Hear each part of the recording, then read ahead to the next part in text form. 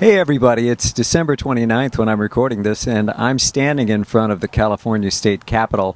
Behind me, over my shoulder, you can see the Christmas tree. That's going to not be up too much longer. The State Capitol's been around a long time, but the Christmas tree just comes out once a year. It stays for a while, and then it's gone. And that's kind of the way it is with 2011. It stayed for a while, and now it's gone.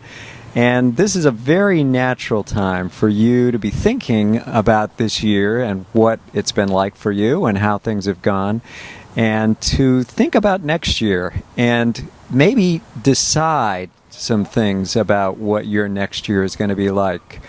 I would encourage you to do that kind of reflection and to make maybe some decisions right now that challenge you. In fact, let's drop the maybe. Why don't you really let me challenge you to move a little bit farther, move the line a little farther from where you were this year. No matter how successful this year has been, no matter how many things you accomplished, I've never talked to very many people in my life who were really satisfied that they'd fulfilled all they could have done. And this year, I'd like to see you, 2012, really start to move. 2012 is going to be a year when a lot of things are going to be occurring. There's a presidential election, there's the Mayan calendar, there's all kinds of things that are happening. But one thing that's really clear as 2011 came to a close is that the world is changing kind of drastically right now. There are people saying, I don't want things to be the way they've been for me or for my people or for my country. And I want to urge you to say, this is the year when you really take a step forward, a big step forward. And it's completely possible. And I'm going to be coming to you early in the year with some very specific suggestions. But just remember this. When you think of the coming year, realize, as it is always the case, that this is a nice time to start something, but you can start something at any time of the year.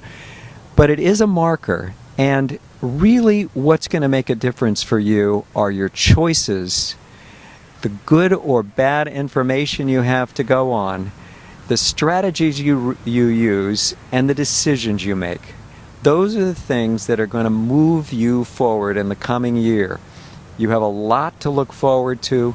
You know what your talents and your abilities are. You know what your dreams are, what your wishes are, what the things are that maybe you've postponed, or maybe you made some really good progress on this year, but you want to sustain it and you want to have that momentum that's going to carry you through the new year. So I encourage you to challenge yourself. And if last year wasn't what you wanted it to be, see what you can learn from that. See what you can learn about where maybe you stopped yourself or you let your passion fade a little bit when you could have pushed a little bit harder. All of that's possible for you. Good things are coming. I'm going to be back early in January with some opportunities for you to really stretch out and grow in ways that you've been longing to and have not quite yet fulfilled fully. And isn't it exciting that we can always stretch farther no matter where we are? We can take another step, we can go deeper into our reserves, and we can increase the size of our vision in an effective way with realistic plans and action. No amount of wishful thinking is going to get you there. You've got to move. And I say start moving now. Take the small steps to begin to set up your calendar. You've got to make room in your life for change. You've got to make room in your life in the day by day, to put some time into really reflecting but taking action.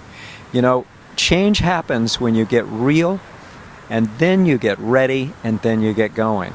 And change actually solidifies when you then lock it in, and that requires some time. So stretch out, look at what's coming, and be sure you know that I'm going to have plenty of opportunities for you to really achieve things that are going to make your heart happy, that are going to make you proud of yourself and proud of what you've done and proud of what you've accomplished, and that are going to draw you closer to yourself and closer to the people who are important to you. So that's a lot, but it's completely achievable.